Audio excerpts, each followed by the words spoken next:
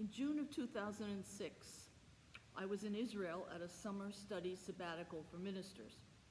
The program was at a beautiful place called Tantur, an ecumenical center attached to the University of Notre Dame.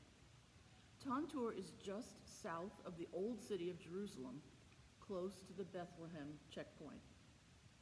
We were a few Catholics, but mostly Protestants of differing denominations. Notre Dame's policy was that there would be no Eucharist there because we could not, in their view, share in the breaking of the bread. So on Pentecost, a group of Christians, just getting to know each other, all trooped into Jerusalem and wondered together as we went to our separate liturgies that we're in Jerusalem on Pentecost. Another group of people was also streaming to Jerusalem that Pentecost, because that year, Easter and Passover had come close together, as they often do, and so the Christian and Jewish holidays, both called Pentecost, came on the very same day.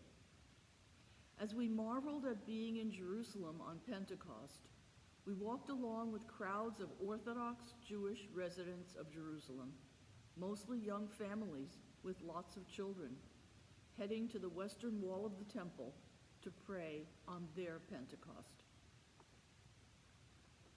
The Jewish holiday of Shavuot, or Pentecost, was originally one of the three great pilgrimage festivals, Sukkot, Passover, and Shavuot, when Jews of Jesus' time went up to the temple to give thanks for the harvest. After the destruction of the temple in 70 of the Common Era, it began to change its focus.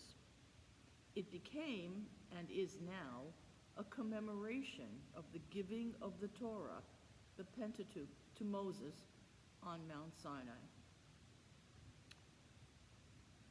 So on the day of Pentecost, 50 days after that terrible Passover, the disciples are together again in Jerusalem, as we were 2 millennia later, as it fills with Jews coming for the festival pilgrimage. And on this day, the Spirit is given to them. Luke gives us a delightful, perhaps idealized look at what the life of the community of believers was like initially, even as he tells us that many were baptized. We know it didn't last. That there were disputes among them, that they faced opposition from other Israelites and from powerful people in the city. Much of that hostile energy would focus on Stephen. Today's passage only gives us a bit of Stephen's discourse before the people, the elders, and the scribes.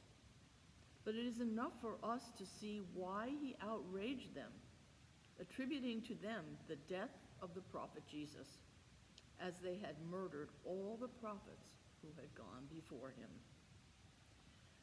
As he is attacked and died, Luke has Stephen's words and actions conform to the very words of Jesus, that he receive his Spirit and forgive those who murder him. Stephen's act has been repeated countless times in our history by martyrs who also publicly proclaim their faith in the Lord and ask forgiveness for those who are persecuting them. What does it mean for us today who are not asked to do literally what Stephen did? Perhaps it is not in the dying, but rather in the proclamation of our faith in all the small and large ways in our daily lives that we are called to imitate Stephen.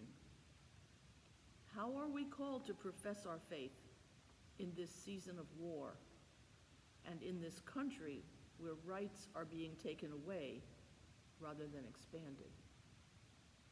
Perhaps our martyrdom is not in death, but rather in living lives of generosity, of altruistic forgiveness, of the kind of love that Jesus showed us is the very nature of God.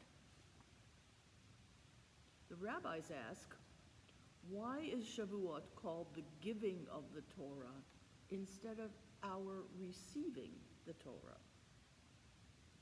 Because, they say, the Torah was given on a specific date, but we are to receive it everywhere and at all times. And so it is with the Holy Spirit. We are to receive it everywhere and at all times.